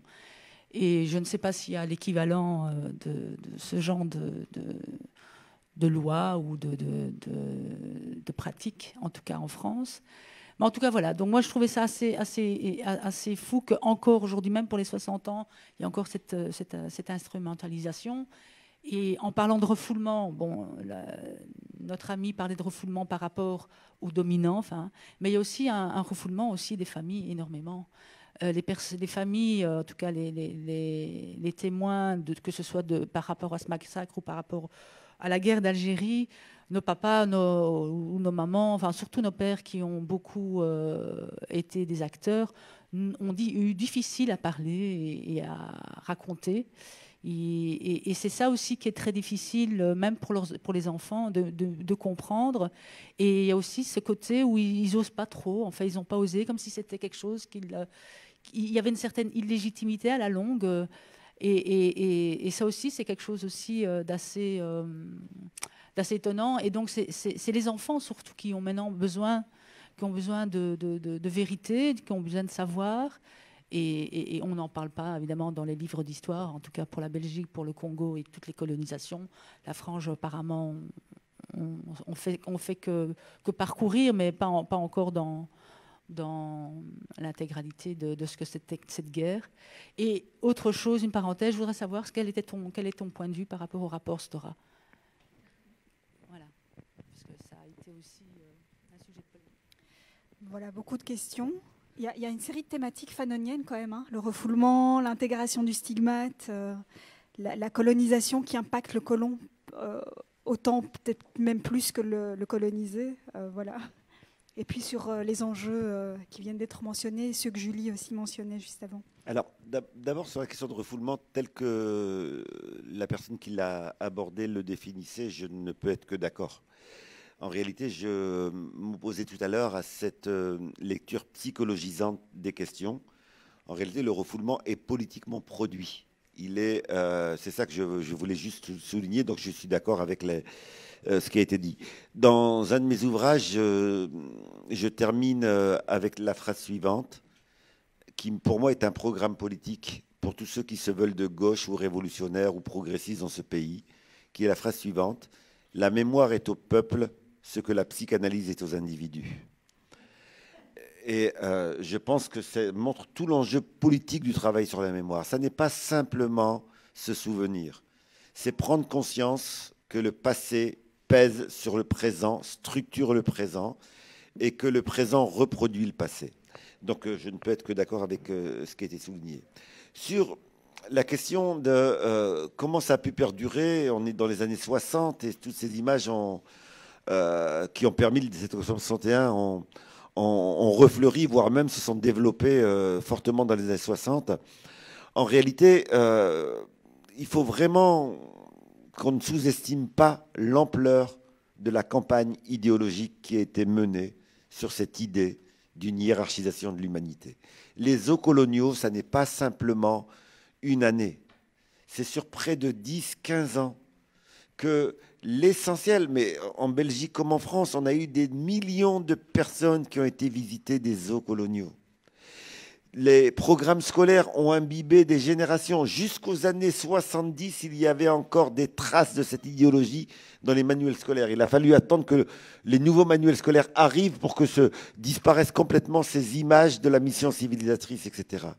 Autrement dit, nous pouvons considérer que c'est loin. En réalité, c'est très proche en termes d'influence si on prend en compte tous les outils, tous les canaux de transmission de ces images, de ces représentations, de cette hiérarchisation. Et les années 60, en plus, c'est une période dans laquelle on a le boom économique, le plein emploi, etc., qui est spontanément rappelé à cette idée de supériorité. Et donc, on a un contexte à l'époque qui n'est pas un contexte qui spontanément remet en cause ce récit colonial. Et je pense qu'aujourd'hui, eh bien, il est loin d'être parti parce que il n'y a pas eu de déconstruction de ces pensées-là. La réaction aujourd'hui, par exemple, de victimes de crimes racistes, la question qui a été posée, donc sur la question de l'intériorisation par le dominé de sa domination. Alors, ça nous éloigne un peu du sujet, mais toute domination suppose, je le disais, je crois en introduction, suppose de former les dominants et de former les dominés. C'est le propre de toute domination. Il n'y a pas de sexisme si on ne forme pas les hommes à se considérer comme supérieurs et s'ils ne forment pas les femmes à se considérer comme devant se situer de manière inférieure par rapport à l'homme. Tous les rapports de domination supposent ce double travail de projection d'un sentiment de supériorité du côté du dominant et un sentiment d'infériorité du côté du dominé. Et donc, bien sûr que les populations issues de l'immigration qui sont aujourd'hui victimes de violences, mais elles réagissent à quoi ? Pour qu'on puisse accéder à la justice, on a l'impression que dire que notre fils n'était pas un voyou, que notre enfant n'était pas un drogué, qu'il n'était pas, etc., ça va aider à la justice. C'est l'illusion du dominé vis-à-vis du discours du dominant. Et ça, c'est un phénomène classique. Il est d'autant plus durable que malheureusement, une grande partie de la gauche, voire même de l'extrême gauche, cautionne cela. On va refuser d'aller défendre quelqu'un parce qu'il était un dealer. Attends, il a été tué. Qu'il soit dealer ou non, il a été tué par un policier. Est-ce qu'on a le droit de tuer des dealers ? Aujourd'hui, on n'a pas la même réaction lorsqu'il s'agit de quelqu'un qui peut vous montrer patte blanche ou quelqu'un qui a dans son casier. D'ailleurs, les policiers ont très bien compris. La première chose qu'ils font, c'est de dire il était connu des services de police. Ils savent déjà qu'il y a plein de gens qui seraient amenés peut-être à le soutenir, qu'ils ne le soutiendraient pas. Les familles prennent conscience de cela et se disent, si on veut qu'il y ait un minimum de bruit et de demande de justice vis-à-vis de notre enfant assassiné, ben, il faut qu'on dise qu'il était propre, qu'il était gentil, qu'il était sage, qu'il était un bon éducateur, qu'il était le meilleur du quartier, etc. Ce n'est pas simplement lié aux familles, c'est l'ensemble d'un système qui parle à ce moment-là. Sur la question du silence des... Non, oui, sur la question des... Il y a eu une minorité qui s'est opposée au colonialisme, qui a, de manière courageuse, résisté au colonialisme, etc. Je pense que c'est essentiel de le rappeler. Mais en rappelant que c'était une minorité. Il faut dire la réalité telle qu'elle a été. L'essentiel des organisations de gauche, d'extrême gauche, etc., ont été pour un colonialisme colonisateur et n'ont pas été dans un anticolonialisme. Mais raison de plus pour parler de la minorité qui s'est opposée à cela. Il y a toute une campagne aujourd'hui sur la question des noms des rues ou des statues, etc. Je pense que dans cette campagne, il faut introduire la question de la rebaptisation à partir de cette minorité d'anticolonialistes qui a été cohérent jusqu'au bout et qui l'a payé très cher. Je vais parler du cas français, mais si vous souhaitez des exemples belges, je pourrais m'y pencher et vous en donner des exemples laissez-moi quelques semaines, le temps de faire la recherche. Mais en France, on a un député, Vignier d'Octon, inconnu de tout le monde. Posez la question, qui est Vignier d'Octon ? Tout le monde vous dira, on ne connaît pas. Voilà un député qui s'est opposé à toutes les actions coloniales, qui s'est fait ridiculiser, qui a vécu des menaces de mort, etc. Il n'y a pas une rue Vignier d'Octon en France, pas une seule. Vous trouverez l'équivalent en Belgique. Et donc, cette minorité-là, il faut à la fois dire qu'elle était minoritaire, sinon on ne comprend rien au colonialisme, on ne comprendra pas justement cette campagne idéologique, etc., mais dire que ce n'était pas systématique, il y avait une minorité, et se battre pour qu'elle puisse être reconnue.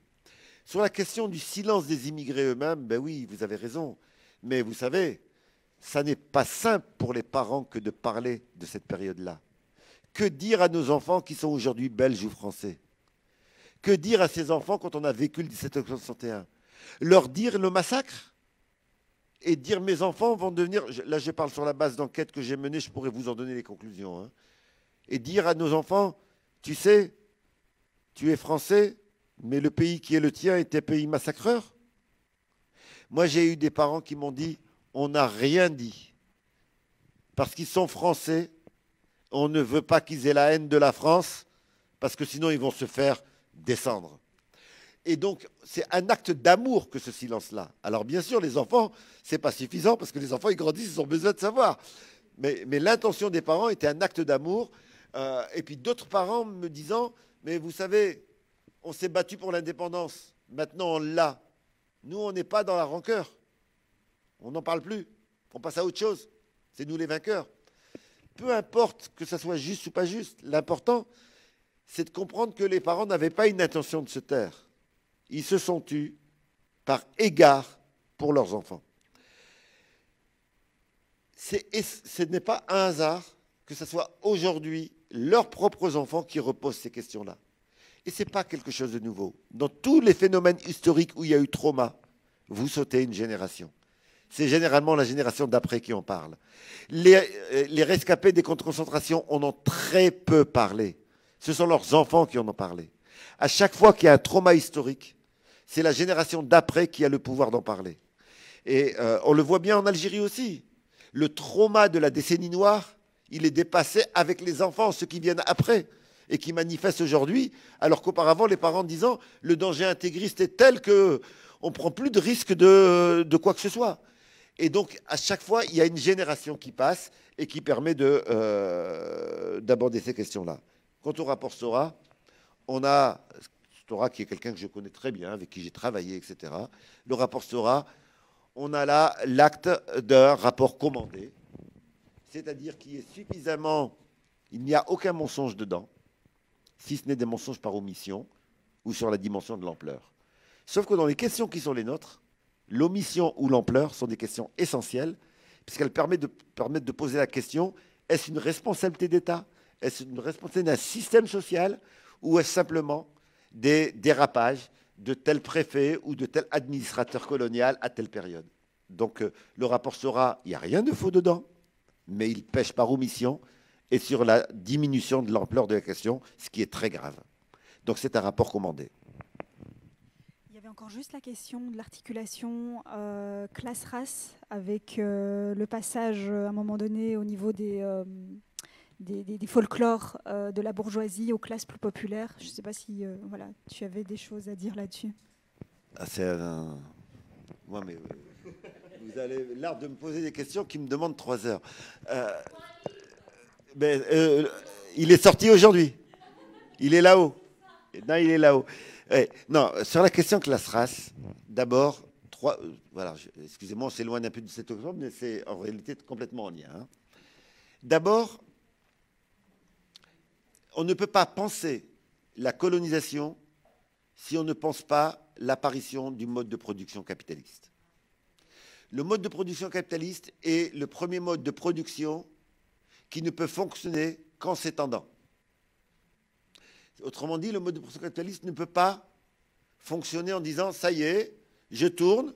Il a besoin de conquérir toutes les autres sphères. Il va d'abord conquérir les pays européens. Il naît dans les villes et il va d'abord conquérir les pays européens, ou plus exactement, il va conquérir en même temps les pays européens et la colonisation.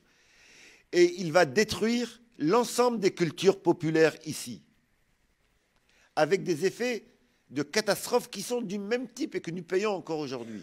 Quand je parlais de mon dernier livre, donc, qui est sorti aujourd'hui, c'est tout simplement parce que je donne des citations sur comment on parlait des Bretons, comment la classe dominante parlait des Bretons, des Auvergnats, etc. Eh bien, vous verrez en feuilletant ce livre, vous n'êtes pas obligé de l'acheter, vous verrez en le feuilletant qu'il nous parle de communautarisme des Bretons, de langue de sauvages, de non-intégration des Bretons et des Auvergnats, de civilisation inférieure bretonne et auvergnate, etc. Ça ne veut pas dire que c'est exactement la même chose qu'aujourd'hui, hein. J'y reviendrai tout à l'heure, mais en tout cas, il y a un point commun qui est cette dimension-là. Autrement dit, la colonisation, c'est l'opération qui consiste à imposer au monde un type de rapport de production à n'importe quel prix. Ici, en détruisant les cultures rurales et en allant exporter l'armée pour coloniser, esclavagiser, etc.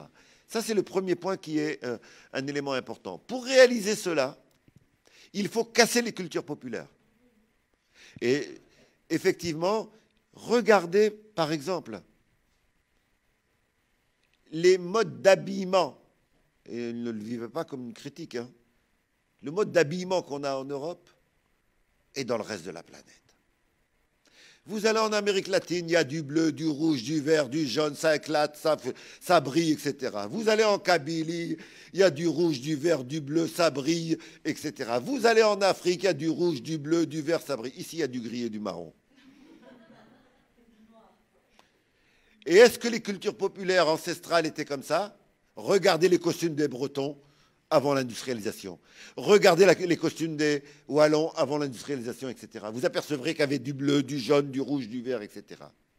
Autrement dit, le capitalisme nécessite une opération d'uniformisation du monde.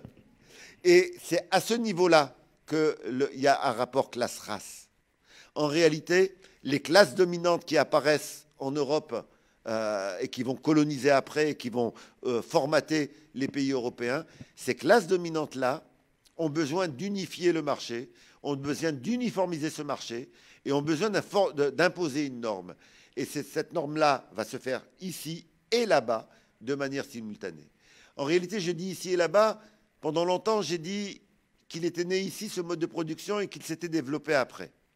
En réalité, c'est un tout petit peu plus compliqué que cela, c'est ce que j'essaye d'expliquer en m'opposant à une grande partie de la gauche qui se pense révolutionnaire dans ce pays. En réalité, ça ne s'est pas fait du tout comme ça. Ce qui s'est passé, c'est que le capitalisme commercial est apparu dans plein d'endroits de la planète avant qu'il apparaisse en Europe. Il est apparu en Chine, il est apparu en Afrique du Nord. Il n'est jamais passé au capitalisme industriel. Parce que pour passer au capitalisme industriel, il fallait une masse de capitaux qui nécessitait l'invention du colonialisme, l'invention de la barbarie. Et quand on regarde de près, c'est le pillage des civilisations amérindiennes qui a fourni les capitaux permettant l'industrialisation ici. Et autrement dit, dès les débuts, colonialisme et capitalisme vont ensemble. Ce n'est pas l'un et après l'autre.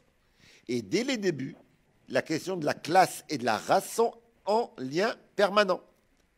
Il fallait pour la classe dominante ici inventer la race inférieure, et donc la race supérieure. Il fallait, pour justifier le capitalisme, inventer cette race.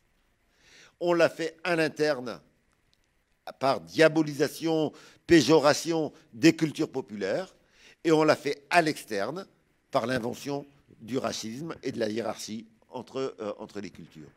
Donc il n'y a pas deux questions, la question de la classe et la question de la race. Il y a une seule question. La race est une nécessité de la question de classe. La race est un mode de gestion de la classe sociale.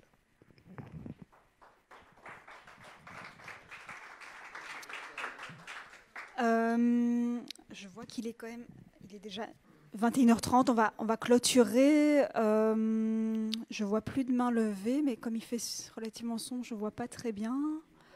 Il y a encore on peut encore prendre une intervention, et puis je vous proposerai du coup de continuer au bar au-dessus pour celles et ceux qui n'auront pas eu l'occasion d'intervenir là maintenant.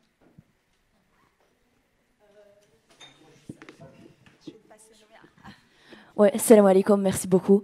Moi, j'avais une question qui était relative au simple fait que je suis marocaine en Belgique, et quelque chose que je constate dans l'activité militante des populations spécifiquement marocaines en Belgique, c'est que oui, à la fois, il y a un contrôle racial lié à l'histoire coloniale belge, mais en même temps, il y a aussi une structuration et un contrôle qui est fait par le Maroc à distance. Et donc, ce que je trouve intéressant, c'est que lorsqu'on parle de octobre 61, on voit très bien que là, il y a un État colonial, mais en même temps, il y a des échos de mouvements révolutionnaires. Par contre, aujourd'hui, ce qui se passe, c'est qu'il y a un État colonial, mais en même temps, il y a des formes de contrôle qui sont faites par les États-nations africains, dans l'occurrence. Et j'étais particulièrement curieuse de connaître comment l'Algérie, qui a connu une histoire décoloniale très différente du Maroc, où le Maroc est très vite passé à un post-protectorat d'alliances très proches, par contre l'Algérie, ce n'était pas la même chose. Comment est-ce que l'Algérie aujourd'hui met en place ou pas des formes de contrôle de sa population en France? C'est une question un peu précise, donc je vais y répondre, mais on s'éloigne un peu du 7 octobre, mais la question est bien entendu légitime.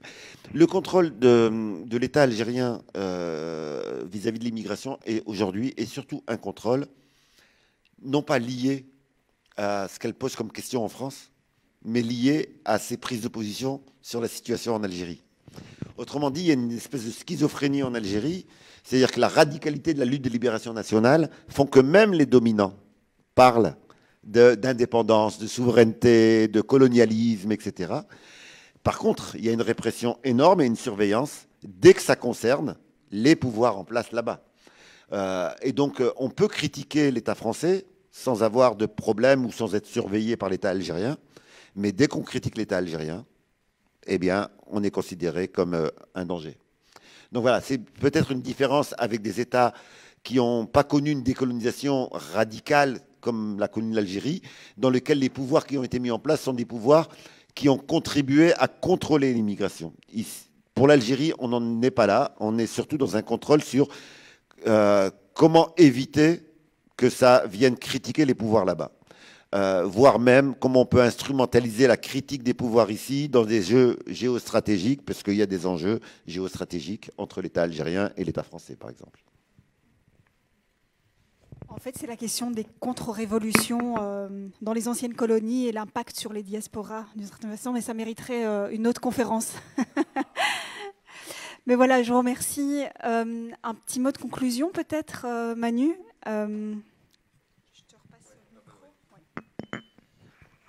Ok, ben, merci à tous en tout cas pour d'être venus, et merci à Saïd pour cette conférence vraiment super enrichissante.